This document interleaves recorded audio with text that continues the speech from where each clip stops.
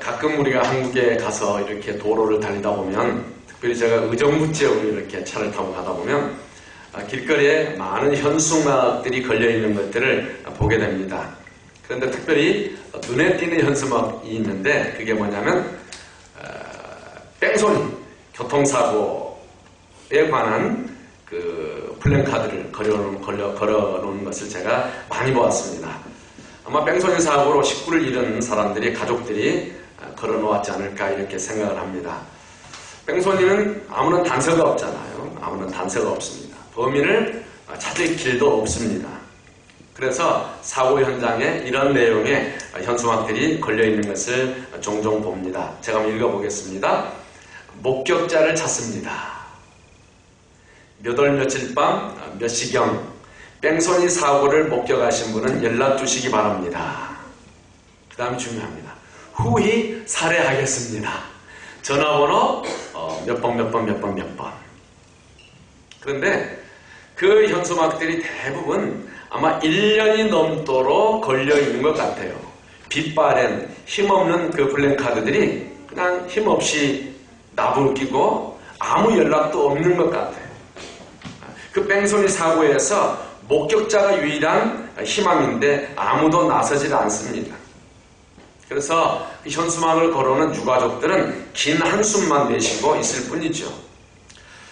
저는 세월호 참사를 당해서 긴 한숨을 쉬는 그러한 유가족들, 교통사고를 당해서 증인이 나타나기를 기다리면서 나타나지 않는 그 시간 동안 한숨을 쉬는 그들의 한숨을 생각하면서 저는 이분들의 그 긴 한숨 소리가 오늘의 우리의 교회 현장을 바라보시는 하나님의 긴 한숨 소리로 제가 들을 수가 있었어요. 이 땅에 하나님 나라가 확장하려면, 교회가 부흥하려면 증인이 필요한데 증인으로 나서려는 사람들이 적습니다. 참으로 적습니다. 땅끝까지 다니면서 예수의 십자가와 부활을 증거할 사람들이 필요한데 교인들 가운데 나서려는 사람들이 좀처럼 나타나지 않습니다. 그래서 오늘 한국교회가 이미 정체 현상을 빚고 대부분의 한국의 교단 총회들이 침체 늪에 빠져 있습니다. 시드니에도 마찬가지입니다. 더 이상 교회가 성장한다는 이야기를 제가 요즘 듣지를 못합니다. 우리가 아는 모예스 교회도 수많은 사람이 들어와서 수많은 사람이 나가는데 그럼 또 하나의 뜨는 교회가 있어야 되는데 없다는 것입니다. 참 안타깝습니다. 한국교회도 마찬가지입니다. 1970년대부터 1990년대까지 급속한 외적 팽창을 이룬 한국교회, 2000년대 후반 이제 점점 들어서면서 확연하게 교회 성장이 침체되는 것을 우리가 알고 있습니다. 어떤 사람은 출산율이 떨어져서 교회 부흥에 장애가 있다라고 말을 합니다. 물론 일리가 있지만은 그것으로 우리의 교회 성장을 치부하기에는 너무나 안타까운 현상이 아닌가 그렇게 생각합니다. 이번 한국의 각 교단 총회들이 총회를 하면서 교단의 교세를 보고한 내용입니다. 한 예로 우리 한국에서 가장 교세가 큰 우리 행복한교회가 속한 이 예장 합동의 경우 2004년 말에 교인의 수가 한 교단의 이야기입니다. 250만 8,451명으로 보고가 되었습니다. 2004년도에.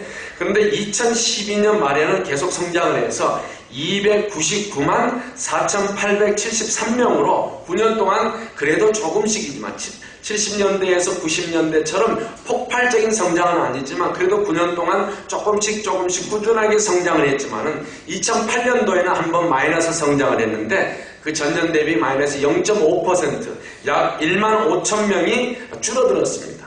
그런데 이 예장 합동은 지난해 2003년도 말 교인 수가 그 전에 2012년도에 299만 4,873명에서 2013년도 말에는 285만 7,065명으로 2012년에 비해서 4.6%가 떨어졌습니다.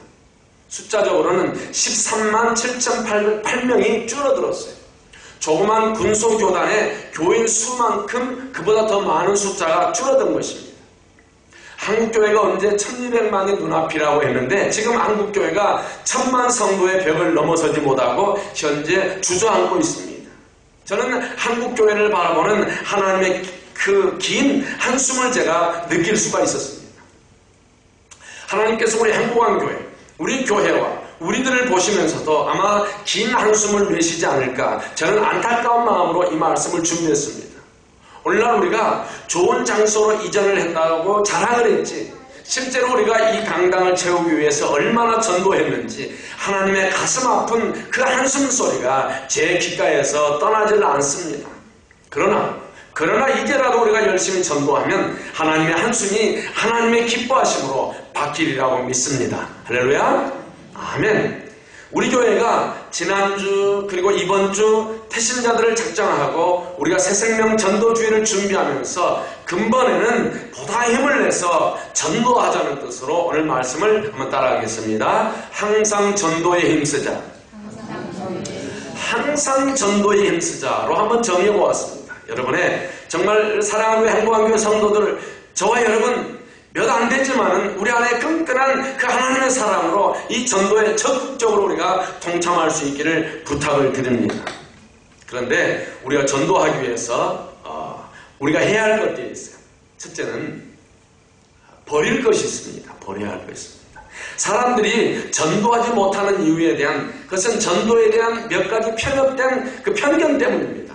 우리가 이 편견들을 반드시 버려야 됩니다. 첫 번째 편견이 뭐냐? 전도는 은사다라는 편견입니다. 교인들 가운데 전도 그건 아무나 할 수 있는 것이 아니다. 전도는 은사받은 특별한 사람들만 할 수 있다고 생각하는 분들이 의외로 많습니다. 나는 그런 특별한 사람이 아니기 때문에 전도할 수 없다. 나는 그런 특별한 사람이 아니기 때문에 전도하지 않아도 된다 라고 스스로 자위하는 분들이 교회 안에 의외로 많다는 거예요. 전도하지 않아요. 그럼에도 불구하고 전혀 꺼리낌이 없다는 것입니다. 물론 남달리 전도를 잘하는 분들이 있습니다. 나름대로 전도 경험이 많아서 전도 노하우를 가진 분들은 전도를 잘합니다. 내일 저녁에 우리 형통한 교회를 가게 될 텐데요. 그 목사님이 한국에서 전도 왔는데 한 교회에 3,000명 이상을 그분이 전도했어요. 물론 시드니의 상황이 어렵죠. 그럼에도 불구하고 이제 갓 3년 4년 교회가 되었는데 얼마나 뜨겁게 우리가 그분이 하나님 앞에 열렬히 매달리는지 우리 한번 함께 가서 보면 좋겠어요. 그래서 제가 구태여 그 교회 사원 모이자라고 했어요. 전도 노하우를 가진 분들이 있어요. 전도를 잘합니다. 그분들은 대상전을 놓고 정말 오랫동안 간절히 기도한 분들은 전도를 잘합니다. 특별히 또 시간을 내서 특별한 전도 훈련을 받은 분들도 전도를 잘합니다. 그런데 이것은 은사라고만 우리가 해버리기에는 안타까운 거예요. 사실 은사 받은 것은요, 은사 받은 것을 잘 개발한 결과다라고 우리가 생각해야 됩니다. 여러분, 은사는요 개발하는 것입니다. 노래 잘하는 재능을 타고난 사람도 목에서 피 흘려가면서 노력해야 됩니다. 그래야 박종호처럼 조수미처럼 목에서 피가 나는 훈련을 해야 훌륭한 성악가가 될 수 있는 거예요. 어제 저녁에 오후쯤에 목사님 전화가 와서 한 목사님이 전화가 와서 목사님 시간 되시면 가수 소향 콘서트에 자리가 있는데 티켓이 있는데 같이 갑시다 라고 전화가 왔어요. 좀 일찍이 며칠 전에 전화를 했으면 제가 설교 준비를 빨리 하고 토요일에 여유를 가지고 이렇게 갈 수도 있었을 텐데 갑자기 토요일 날 오후에 전화가 와서 가십시다. 가고 싶었어요. 너무 가고 싶었어요 사실. 그런데 목사님 미안합니다. 설교팀 때문에 못 가겠습니다. 나도 못 갔어요. 많은 사람들이 CCM 사람 가수나 또 일반 세상 사람들이 소양의 실력을 인정하는 것은 그가 피나는 노력이 있었기 때문에 지금 그가 놀라운 실력을 발휘하는 것입니다. 마찬가지로 전도하다 보면 점차 우리가 은사가 개발되어서 더 잘할 수 있게 된다는 것이죠. 문제는 전도하지 않고 그 은사를 묻어두고 있다는 점입니다. 묻어두고 있다는 점. 전도는 은사다? 그 편견 버리라는 것이에요. 두 번째 버려야 할 편견은 뭐냐? 전도는 어렵다는 것입니다. 전도는 어렵다. 교인들 가운데 전도는 정말 어렵다고 생각하면서 전도합시다. 전도주의를 정의하면요. 막 그 주간은 공포감에 떠는 사람이 있어요. 전도 대상자 누구 정하지? 갑자기 정하려고 하니까 전도 대상자가 뭐가 생각이 납니까? 우리 1년 동안 평생을 전도 대상자를 정해놓고 기도해도 그 사람 전도하기가 어려운데 다음 주에 한 달 후에 전도 대상자 정합니다. 그때 전도 대상자를 정하려고 해봐요. 전도 대상자 생각이 나는 게 기적인 거예요.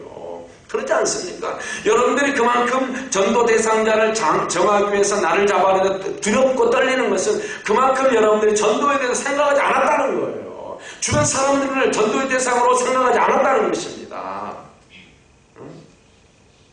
전도를 어렵다고 생각하는 몇 가지가 있어요. 첫째는 전도는 반드시 열매를 맺어야 된다고 생각하기 때문입니다. 우리가 전도를 시도했으면 그 사람에게 예수님을 영접시켜야 되고 또 교회를 데려와야 되고 그래야 전도를 한 것이라고 생각을 해요. 아까 처음에 말씀드린 대로 위트니스, 증인은요, 자기가 아는 것, 자기가 본 것, 자기가 경험하는 것을 증거하는 것뿐이에요. 증인은 법적 용어입니다. 그렇잖아요? 증인은 재판관이 아니에요. 재판의 결과를 자기가 좌우하는 것이 아닙니다. 증인은 다만 자기가 보고 들고 경험하는 것을 말할 뿐이에요. 마찬가지입니다. 전도는 우리 자기가 믿는 예수를 전하면 됩니다. 자기가 예수 믿고 난 뒤에 달라진 점, 자기가 예수에 대해서 소개하고 싶은 것을 말하면 되는 거예요. 궁극적으로 그 사람이 믿고 안 믿고는 누구에게 속할까요? 하나님께 속하는 것이에요. 두 번째 다른 하나는 전도는 어떤 정해진 방법이 있어서 그것을 그대로 해야 한다고 생각하기 때문에 두려운 거예요. 사람들 생각합니다. 나는 제대로 전도 훈련 받은 것도 없고 전도할 줄도 모르기 때문에 전도할 수 없다고 생각하는 분들이 많습니다. 물론 전도 훈련을 위해서 마련된 전도 방법들이 있습니다. 이 방법을 철저히 익히고 훈련받으면 전도가 훨씬 잘 되는 건 사실이에요. 그래서 전도 폭발 훈련, 또 사형리, 그러는 책, 이런 것들 좋은 방법이지만은 하나의 도구에 지나지 않습니다. 꼭 그 방법을 써야만 하는 것은 아니에요. 그렇잖아요?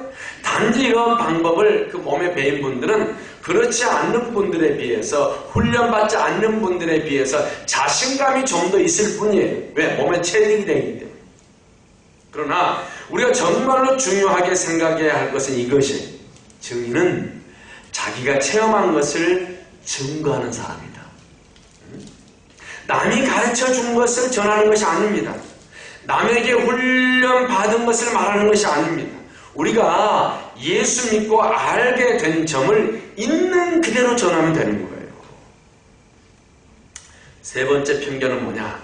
한번 따라합시다. 전도는 귀찮다. 동감이 되십니까? 이놈의 교회는 무슨 전도도 되지도 않는데 왜 이렇게 전도주의를 자주도 정해라? 전도 귀찮다는 거예요. 또 누구를 이번에 귀찮게 해야 되나? 응? 사람들, 많은 교인들 가운데 전도는 상대방을 귀찮게 하는 일이라고 생각하는 사람이 많아요. 그래서 전도 때문에 그 사람과 좋은 관계를 깨트리게 된다고 생각하는 사람들이 의외로 많다는 것입니다. 또 어떤 분들은 전도를 무슨 그 영업사원들처럼 내 실적을 올리기 위해서 남들에게 피해를 주는 것처럼 생각하는 사람들이 있습니다. 그래서 전도합시다 라고 하면 전도하기를 주저하는 거예요. 분명히 우리가 기억해야 될 것은 전도는 나를 위한 것이 아니고 누구를 위해요? 그 사람을 위해서 하는 거예요. 그 사람을 위해서. 그렇죠? 비록 지금은 몰라서 전도받는 것, 예수 믿으라고 교회 나오라고 하는 것을 귀찮아하고 부담스러워할 수도 있습니다. 그러나 시간이 지나고 그 사람이 믿고 나면 상황은 달라집니다. 평생 은인으로 생각하는 거죠. 저는 어릴 때부터 교회를 다녔어요. 유치부를 재수했으니까 유치부를 2번 다녔다는 거죠. 어릴 때부터 모태신앙은 아니지만은 교회 옆에서 태어났기 때문에 다행히 쉽게 교회를 접했어요. 전도사님 아들이 저를 전도했어요. 그래서 교회를 나갔어요. 그리고 나서 이 예수 믿는 것이 참 재밌구나, 좋구나. 그래서 동네 친구들에게 전도를 했습니다. 그런데 친구들이 새총 싸움하고 칼싸움하고 뒷마당 뒷뜰에 뒷산에 가서 이렇게 아지트를 만들어 놓고 놀 때는 좋아요. 그런데 토요일쯤 돼서 야 누구야? 교회 완시가? 정수야? 교회 가자. 그러면 싫어해요. 어떤 친구들은 저를 너무너무 싫어하는 거예요. 미워하는 사람도 있고 핍박하는 사람도 있고 어떤 사람은 나를 안 만나려고요. 안 만나려고. 왜? 저는 교회 가자고 그러니까. 그러나 지금 시간이 지나고 나니까 그때 전도했던 친구들이 교회 집사가 되고 장로가 되어서 저를 그렇게 고맙게 생각하기도 합니다. 사랑하는 우리 행복한 교회 성도 여러분, 전도는요 한 영혼을 사랑하기 때문에 하는 것입니다. 그분들을 위해서 하는 일입니다. 여러분이 눈 감고 제일 먼저 기도를 누구를 위해서 기도합니까? 가족을 위해서 기도하잖아요. 그렇잖아요. 여러분과 같이 있는 가족, 그리고 떨어져 있는 가족, 또 멀리 있는 가족, 특별히 예수 믿지 않는 가족을 위해서 여러분 기도하지 않습니까? 저는 그 일을 위해서 지금까지 기도하고 있어요. 예수를 알고 난 이후부터 지금까지 눈 감고 형제와 가족을 위해서 기도하면 특별히 예수 믿지 않는 가족들을 위해서 저는 기도하는 죄를 범하는 일을 하지 않고 있다는 거예요. 계속 기도하고 있어요. 그 결과들이 나타납니다. 하나님 나는 기도할 뿐입니다. 그런데 전혀 생각하지 않는 사람이 예수를 믿게 되는 놀라운 경험들을 저는 하게 돼요. 지금은 거부하고 지금 박해합니다. 몰라서입니다. 그러나 나중에 믿고 알게 되면 그때는 정말 감사하게 되는 거예요. 버려야 됩니다. 우리의 잘못된, 왜곡된, 고정된, 편협된 시각들, 전도에 대한 생각들을 버리시기를 간절히 축원합니다. 그렇게 말씀하셔도 내 몸에 박혀 있어서 못 버려요. 이러지 않기를 바랍니다. 버리셔야 돼요. 내려놓으셔야 되죠.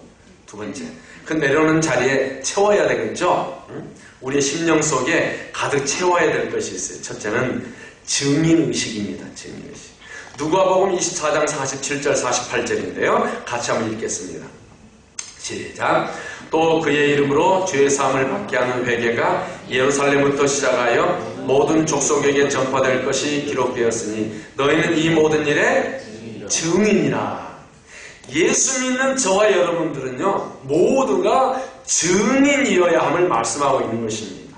사도행전 1장 8절 우리가 잘 알잖아요. 같이 읽겠습니다. 시작. 오직 성령이 너에게 임하시면 너희가 권능을 받고 예루살렘과 온 유대와 사마리아와 땅끝까지 이르러 내 증인이 되리라.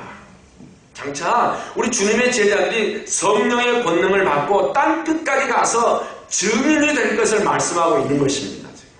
이 두 말씀에서 우리가 확인할 수 있는 것은 하나님께서 우리를 향하여서 어떤 놀라운, 우리가 생각하지 못하고 우리가 꿈꾸지 못한 놀라운 비전을 하나님께서 우리를 향하여 가지고 있다는 것입니다.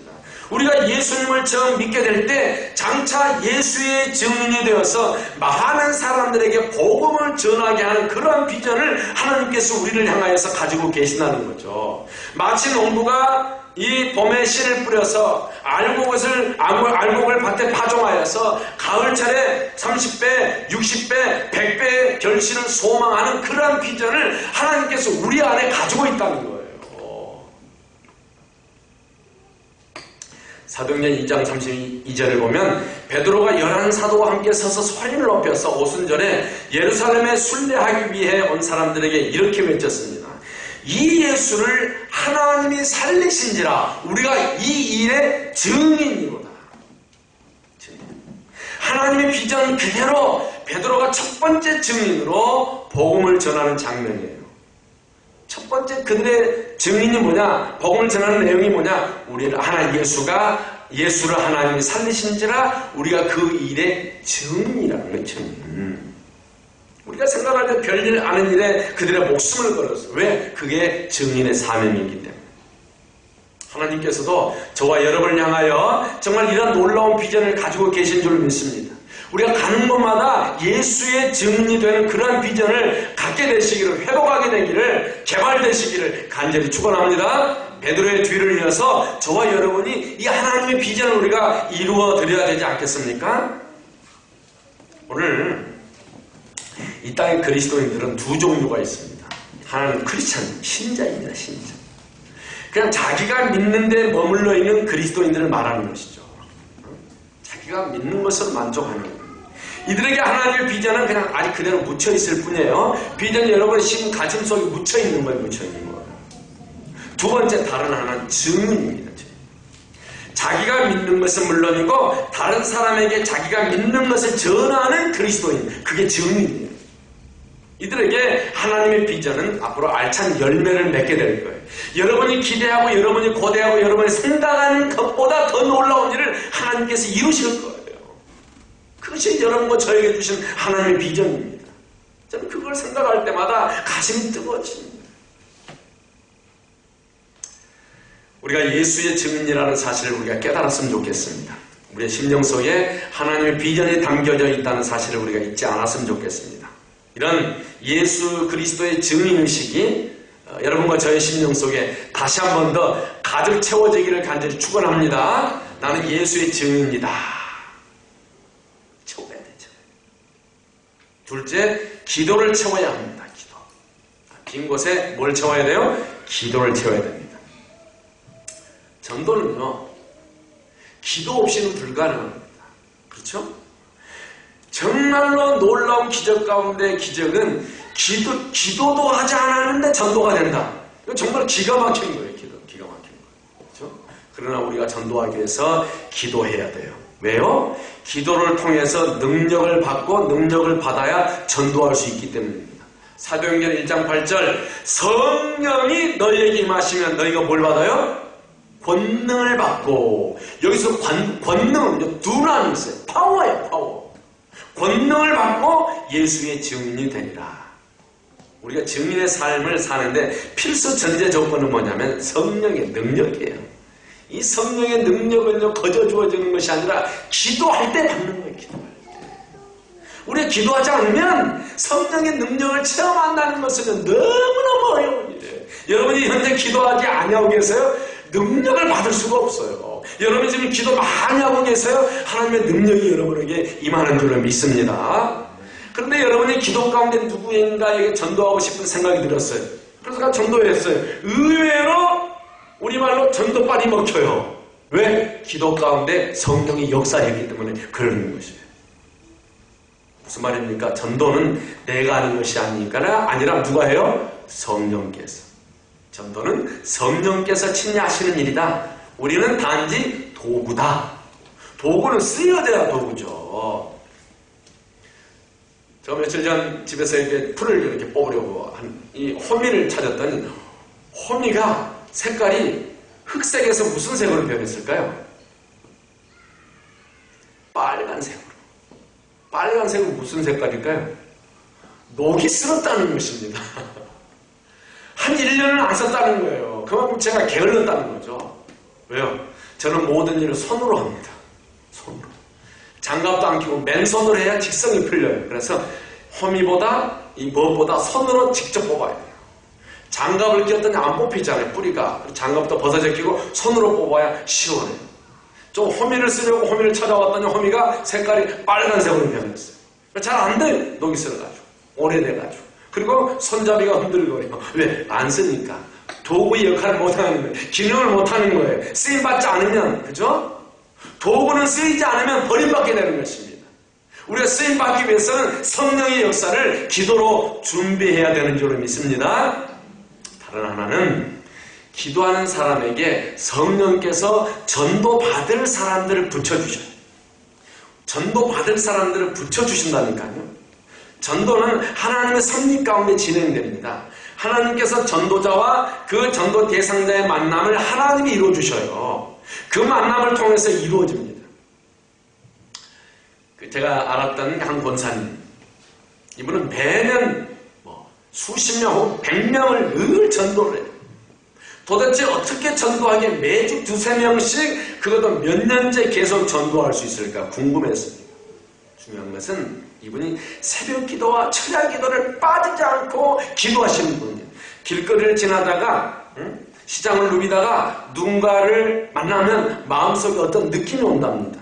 그래서 만나서 이야기를 하다 보면 거의 틀림없이 열매를 맺게 된답니다. 어떻게 그럴 수 있느냐고 물었더니 자기도 모르는 거예요. 자기가 알면 자기가 귀신이게. 자기도 모르는 거예요. 그러나 한 가지 말하는 것이 뭐냐? 기도빨이 아니겠습니까? 자기는 전도하는 시간만큼 기도하고 나온다는 거예요. 1시간 전도하기 위해서 1시간 기도하고 나온다는 것입니다. 그렇습니다. 전도는 성령께서 준비시켜 주는 일이에요.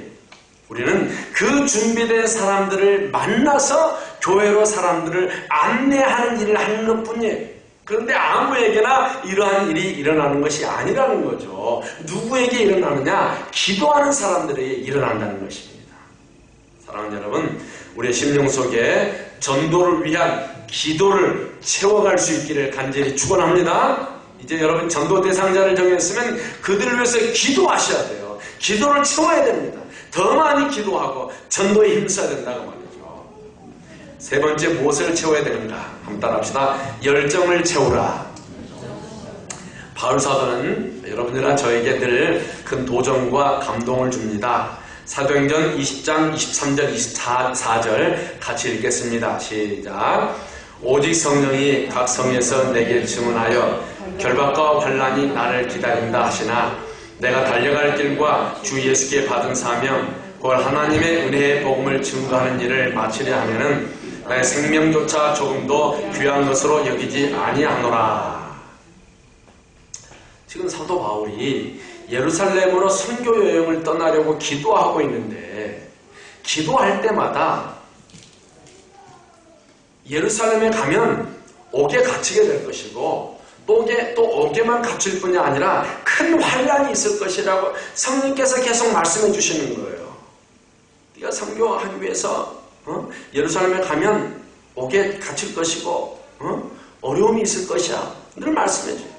사도 바울의 고백은 뭐냐면 하나님 감사합니다. 내가 그러한 환난과 고난과 고통과 내 앞에 일어날 일을 보여주신 것 감사합니다. 그러나 그럼에도 불구하고 사도 바울은 자기의 생명을 조금도 귀한 것으로 여기지 않았다는 것입니다. 사도행전 21장 13절을 보면 바울이 예루살렘으로 가려고 이제 가이사랴에 왔습니다. 이때 아가보라는 예언하는 처녀가 가이사랴 교회 교인들에게 이렇게 예언을 전하는 거예요. 성령께서 바울이 예루살렘에서 체포될 것이라고 제게 말씀합니다. 이 아가보라는 처녀가 계속 예언을 하는 거예요. 그때 이 가이사랴에 있는 교회의 교인들이 바울에게 와서 바울 선생님 예루살렘에 가지 마십시오. 가시지 말고 이곳에서 해야 할 일이 많은데 예루살렘에 가면 잡히시고 감옥에 갇히시게 되어서 더 큰 일을 못합니다. 가지 마십시오 라고 울면서 간청했다고 했어요. 꽁꾸태여 이 이슬람으로 다른 곳으로 가야만 됩니까? 가지 말라는 거죠. 바울이 이렇게 대답합니다. 여러분이 어찌하여 울어서 내 마음을 상하게 하느냐? 나는 주 예수의 이름을 위하여 결박당할 뿐 아니라 예루살렘에서 죽을 것도 각오하였느니라. 죽어도 갈 것이라니. 요즘 IS 테러 때문에 두렵죠. 종교의 힘이 이렇게 무서운 것입니다. 모든 인간에게는 종교성이 있습니다. 종교는 사람의 생명도 포기하게 만듭니다. 그들이 믿는 종교성 때문에. 그러나 우리가 믿는 예수 그리스도가 정말 우리의 생명을 구원한 그분이라면 우리의 생명 포기할 수 있지 않겠어요? 왜 우리가 IS보다 못할까요? 오늘 현대를 사는 우리 크리스찬들이 한번 깊이 생각해 보아야 할 내용입니다.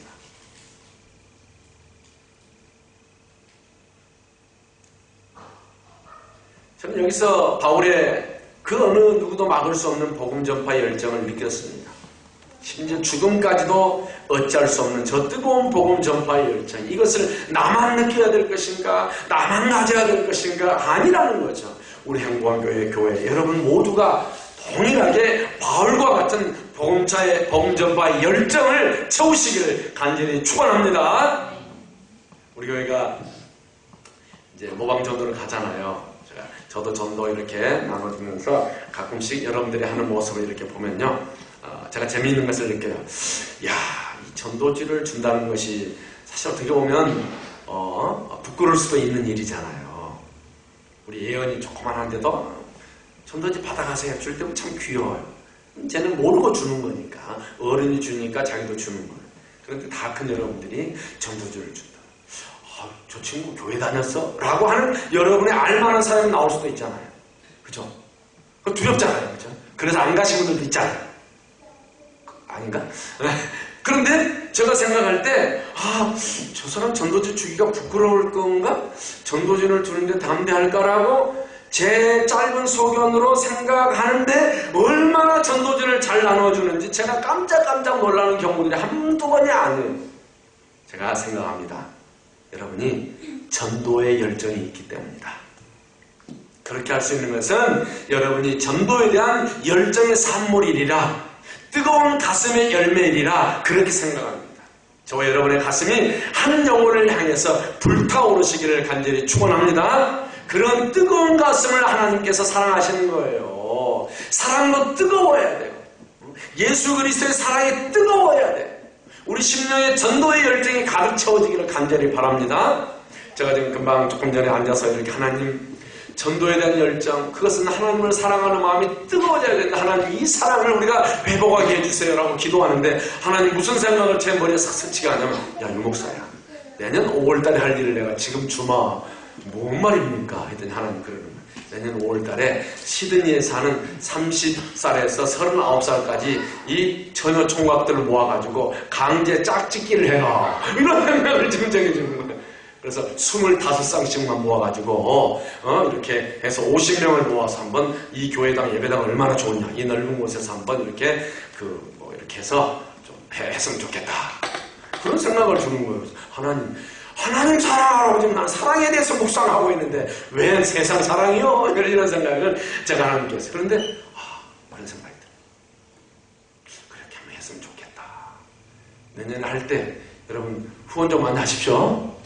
왜? 선물도 줘야 오잖아요. 선물도 주고 데코레이션도 하고 이렇게 테이블 25개 만들고 이렇게 돌아가면서 이렇게 대화도 하고 이렇게 하다 보면, 요즘 호주에 바체올라라는 그 드라마가 있었잖아요. 근데 이 남자들 정신 바짝 차려야 돼요. 마지막에 자기가 찍어놓고는 그 사람은 헤어졌어요. 그죠? 그러고 나서 세 번째 싫다고 헤어진 사람하고 만나가지고 헬로, 걔 이름이 뭔지 모르겠는데 우리 데이트할까 그래서 데이트를 시작하는 거예요. 이런 브레이크, 이름 브레이크죠? 브레이크인가? 이런 브레이크 시켜버리려고 그냥. 아주 나쁜 놈이야. 미안합니다. 아니 처음부터 세 번째 사람을 고르든가. 시드니에 그런 일을 한번 했으면 좋겠다. 그러면서 결국은 그 일을 하든 전도를 하든 우리의 마음에 생겨야 될 것은요, 하나님을 향한 그 누군가를 향한 사랑이 전제되어야 된다는 것입니다. 전도의 열정, 하나님을 향한 사랑으로 가득 채우시기를 간절히 바랍니다. 10월입니다. 세상에 2014년 10월이래요. 얼마나 빠르지. 2012년 마지막을 향하여 성큼 다가서더니 이제 꼬린 지점이 눈앞입니다. 우리 교회에 근본 후반기에 전도의 문이 활짝 열리게 되시기를 간절히 바랍니다. 여러분에게, 저에게 전도의 역사가 불릴듯이 일어나게 되기를 바랍니다. 근본 후반기 새생명 전도축제에 태신자를 작정하시면서 몇 가지 실천해 보시기를 마지막으로 부탁을 드립니다. 첫 번째는 한번 따라합시다. 전도 대상자를 정하라. 전도 대상자를 정하라. 두 번째는 그 사람을 위해서 충분히 기도하라. 셋째는 그 사람과 좋은 관계를 맺으라. 좋은 관계를 맺으라. 넷째입니다. 그 사람에게 복음을 전하라. 복음을 전하라. 다섯째, 그 사람을 교회로 인도하라. 아멘. 전도 대상자 정하시고 기도하시고 관계를 맺고 복음을 전해야 돼요. 그리고 그 사람을 교회로 인도하셔야 됩니다. 오늘 우리가 읽은 본문 디모데후서 4장 2절 마지막으로 함께 더 읽겠습니다. 시작. 너는 말씀을 전파하라. 때를 얻든지 못 얻든지. 여러분 성경 시작. 너는 말씀을 전파하라. 때를 얻든지 못 얻든지 항상 힘쓰라. 범사에 오래 참음과 가르침으로 경책하며 경계하며 권하라. 항상 전도하는 여러분 모두에게 이번에 풍성한 열매가 맺게 되기를 바랍니다.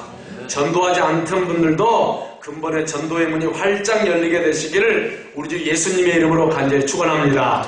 아멘.